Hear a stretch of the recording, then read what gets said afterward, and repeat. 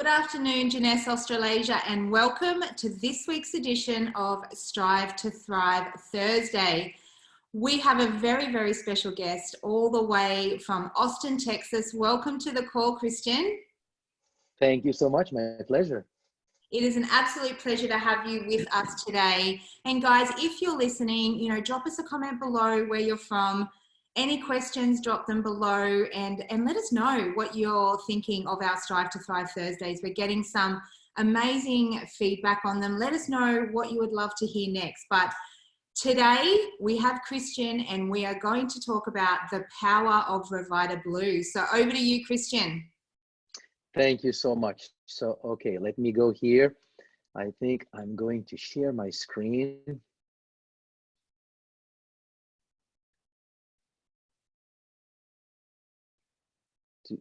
Okay, did not work.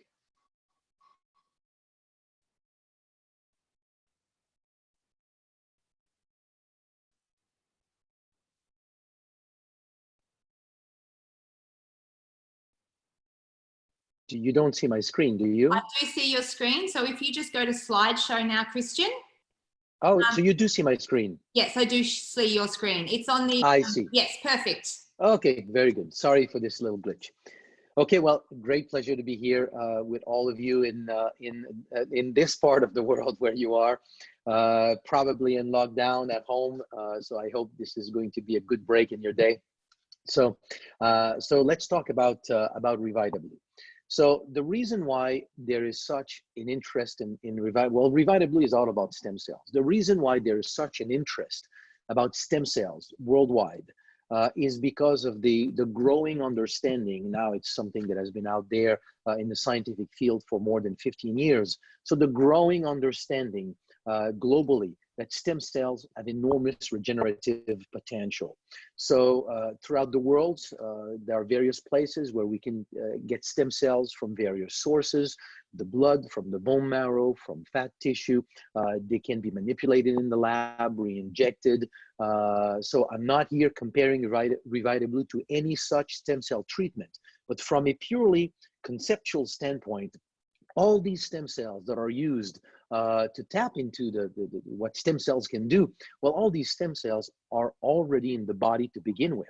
They are in the bone marrow, they are in the blood. So if they have such regenerative potential, then to me, it begs the question, which has been the focus of all my work for the past 18 years, is that if stem cells have such regenerative potential, then what is the natural role of stem cells in the body? Stem cells cannot be more effective because we take them out and put them back in. So if they have such potential, then it really begs the question, what is the natural role of stem cells in the body? And actually, when we understand what is the natural role of stem cells in the body, it really gives us a novel understanding of health and wellness. And I believe that it is slowly developing a new platform and we will change the way that we actually practice medicine. So to understand all of this, because we only have 20 minutes to go over all of this. So to understand all of this, let's jump into the heart of the topic here. We need to understand what is a stem cell. To understand what is a stem cell, the best way is to first define what is not a stem cell. All the cells of the body are referred to as somatic cells. They are cells that are specialized. They do one specific thing in the body. This is all the cells of the body that cells of the brain, of the skin, muscles, the heart, the pancreas, the lungs, everywhere in the body. These cells will never transform and they will never multiply. At the other end of the spectrum, you have stem cells. Stem cells are technically nothing. What I mean by this is that they do not have a function in the body. There's not a specific work that they do. Their function is actually in their ability to transform into other types of cells, into the somatic cells that we just talked about. So traditionally, stem cells have been known to have the ability of transforming into specific types of cells, namely blood cells, red blood cells, white blood cells, and platelets. So the big discovery was in the early 2000s when scientists started to observe that stem cells had the ability of transforming into other type of cells, brain cells, liver cells, heart cells. So when that kind of information came out in the scientific literature, what we thought, my colleague, Dr. Gita Jensen and I, what we thought was that if stem cells can become brain cells, if they can become heart cells, if they can become liver cells, then why not pancreatic cells, skin cells, lung cells, and other type of cells in the body? If they can become these type of cells, then they certainly can also become other types of cells in the body. And if they can, then they must. It would be very strange to have a phenomenon that is so, how can I say, remarkable in the body, that a mother cell, a master cell, has the ability of transforming itself into other types of cell, that something like this would not be in the body with a purpose. So on the basis of this initial data, we published an article in the journal Medical Hypotheses in 2002, in which we proposed that stem cells actually constitute the natural repair system of the body. At the time, there was, in my opinion, enough data to support this idea. This is why we published it, but not enough data to actually prove it and making it a very a well-agreed phenomenon in the body. Today, 18 years later, it is very well accepted. Here is what stem cells do in the body. Anytime you have an injury or something is not working properly in the body, and again, I just want to be clear, I'm not talking here about RevitaBlu, I am talking about your body, how your body works, what has taken place in your body since the day that you're born. Anytime you had an injury, something was not functioning properly in the body, the affected area was releasing or will release compounds, very specific compounds that are very well known today, that will go to the bone marrow and will trigger the release of stem cells from the bone marrow. As stem cells are released from the bone marrow matrix, they reach the main blood circulation, so that within 3 to 5 days after an injury, the number of stem cells in circulation will increase anywhere between 3 to 10 times. So as these stem cells are circulating everywhere in the body, they don't know what is the affected tissue where they need to go. So what happens is that after a day or two, the affected area starts to release other compounds locally that will tell stem cells, this is where you need to go. So as they circulate into the fine blood vessels and they see these compounds, they migrate out of the blood circulation through the capillary wall into the tissue. And when they arrive into the tissue, they still see the signal. So they follow the signal and migrate to the site of the injury, where they multiply and become cells of that tissue. This is your natural repair system that has taken place, that has been activated anytime there was something to repair, to take care of in the body. So in this whole process, you've got a few steps. You have the release of stem cells from the bone marrow, their circulation in the bloodstream, their migration into the tissue, and then their proliferation and differentiation into cells of that tissue. Now, of all these steps, the one that we can talk about the most, because it's the one that has been documented the most in the scientific literature, is the release of stem cells from the bone marrow, because those molecules that are released here by affected tissue, we know them very well. If we inject them in an animal or in a person, it does what these compounds do, which is to trigger the release of stem cells from the bone marrow, the consequence of which is an increase in the number of circulating stem cells. So what many, many studies have looked at is the link between the number of stem cells in circulation and health. So let's look at the main conclusions. And then I'm going to use various studies to illustrate these various conclusions. So understand here, I am still just talking about how your body is working. And I'm choosing studies that are going to really illustrate in a direct and simple way these various conclusions, but there are dozens, if not hundreds of studies documenting or illustrating, backing up these conclusions. So the first one, more stem cells in circulation means that more stem cells are available to participate to the process of tissue repair.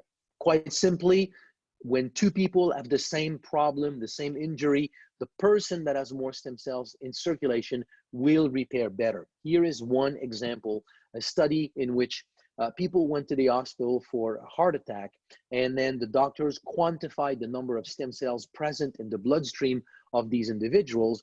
And then they separated these individuals in two groups. One group were the people who did not recover well, so they stayed in the hospital or passed away. And the other group, the people who recovered very well and resumed an active and productive life. So if you look at the difference in the number of stem cells in these two groups, the people who did not fare well had about half the number of stem cells compared to people who repaired much better. So if more stem cells means that you can repair better, then it sort of begs the question, even the people who don't repair as well, if I put more stem cells, if I have a means of releasing stem cells and putting more stem cells in circulation, can I help them repair better? The answer is yes. Let's look at one study here with the heart. And then this is a concept, when I talk to scientists, it's a concept that is called endogenous stem cell mobilization, meaning increasing the number of stem cells in circulation through simply the release of your own stem cells. So here's a study that was done by the National Institutes of Health here in America, where scientists stopped the blood flow to the heart, which triggers essentially a heart attack. Then they let the animal recover and divided these animals in two groups. One group was control, and the other group was a group in which they injected cytokines, those compounds that trigger the release of stem cells from the bone marrow. So the only difference is that the group in which they injected the cytokines, this group had more stem cells in circulation. When they looked at the heart a month later, in the control group, you see the typical consequence of a severe heart attack, which is scar tissue in the ventricular wall, no new blood vessels, 17% survival, and poor cardiovascular health. In the experimental group, so the group simply had more stem cells in circulation, you can see a renewal of the ventricular wall, functional blood vessels tapping in the other ventricules, 73% survival, and almost normalized cardiovascular function.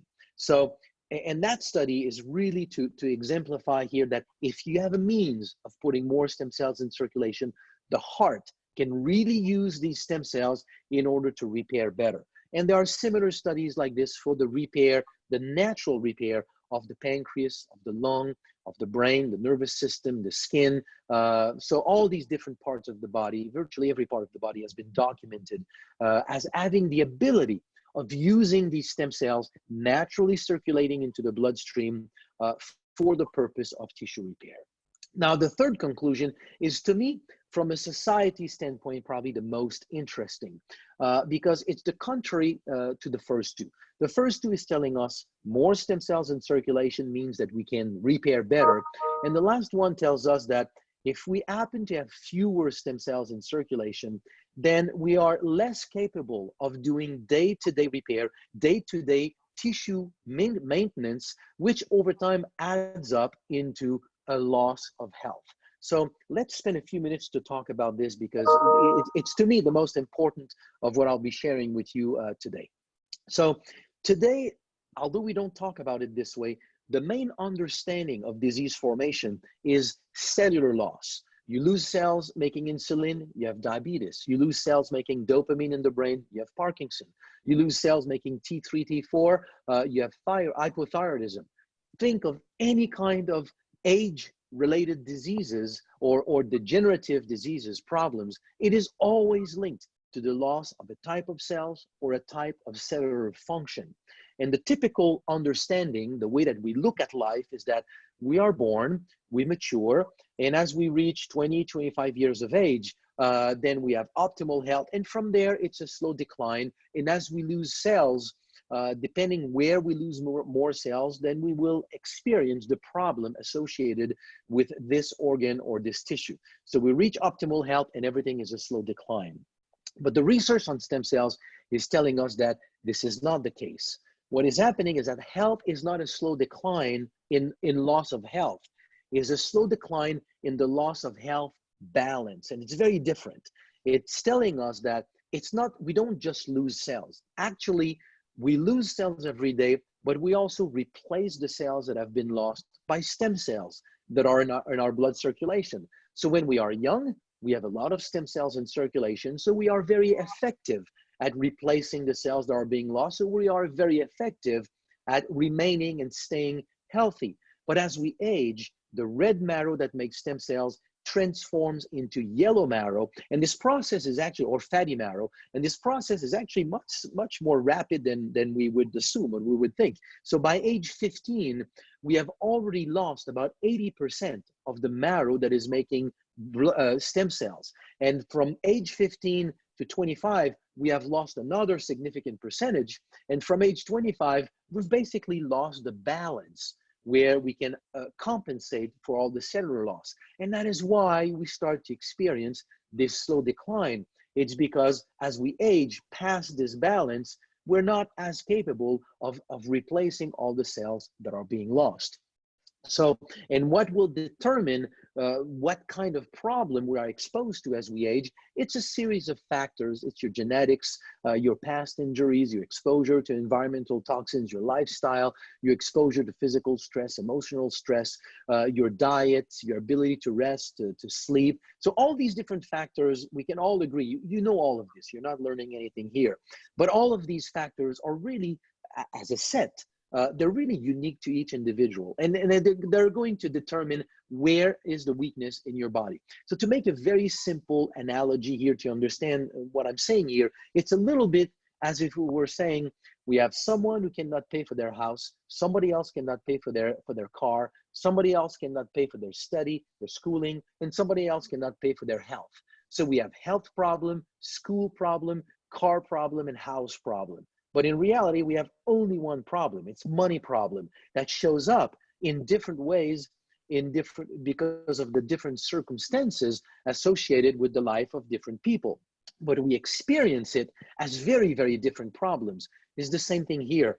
We all experience the loss of this health balance in different ways, but the common denominator is a deficiency in the number, or a decline in the number of stem cells naturally circulating in the bloodstream. So this whole concept was published in an article that I published in 2013, in which the proposal was that one of the mechanisms of losing health in the body is simply a decline in the number of stem cells. And there's a way to prove this. We can go and count the number of stem cells in the bloodstream of people who have developed various kinds of health problems, have lost their health, and compare that with the number of stem cells in the bloodstream of healthy individuals. And we should statistically see that people who have developed problems have fewer stem cells in circulation.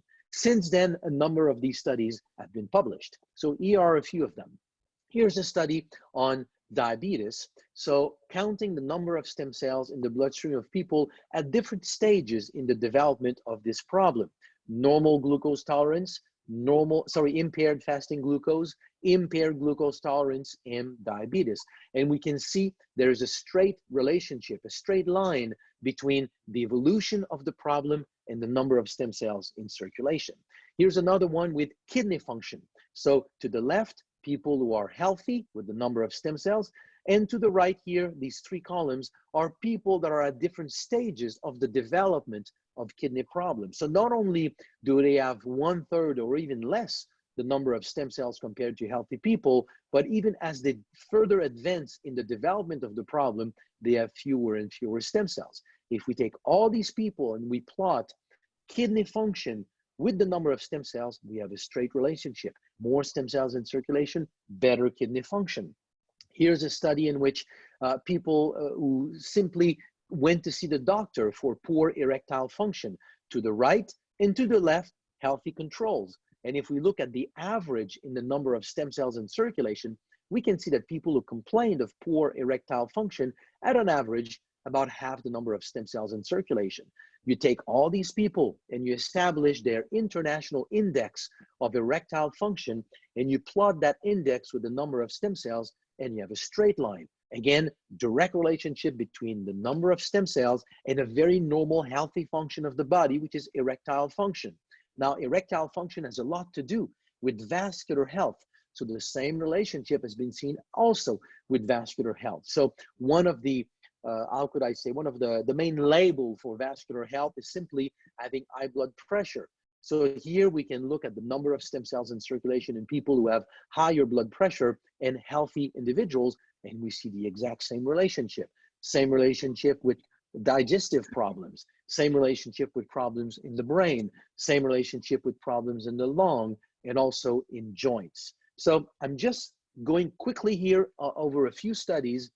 We need to kind of disconnect from the fact that these studies are about diseases, because that's the only leverage that we have. If we want to see the link between the loss of health and the number of stem cells, scientists need to look at diseases. Now, put all of this aside, what it really means for health is that every day of our lives, if we have something to repair, more stem cells are going to help these tissues to naturally repair.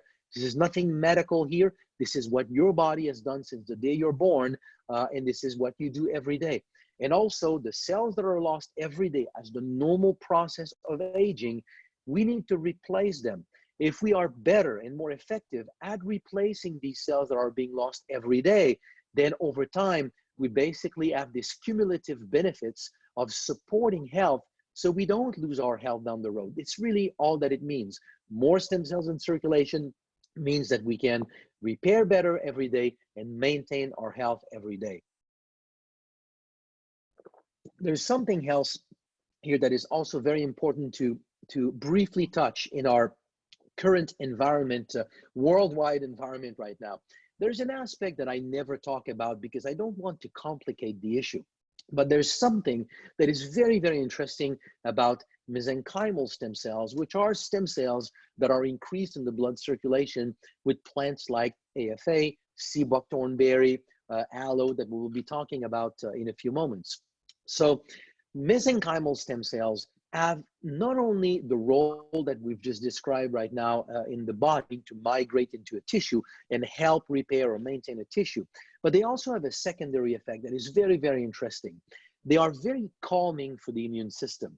So they will be attracted to an area where you have an immune response or some level of inflammation response. And as they arrive there, they will release compounds that will calm the inflammation process, that will calm the immune reaction. They will modulate the immune reaction and they will calm the immune reaction. And I'm saying this because oftentimes when we face a new virus, when the body reacts naturally to this virus, oftentimes the immune reaction is overblown.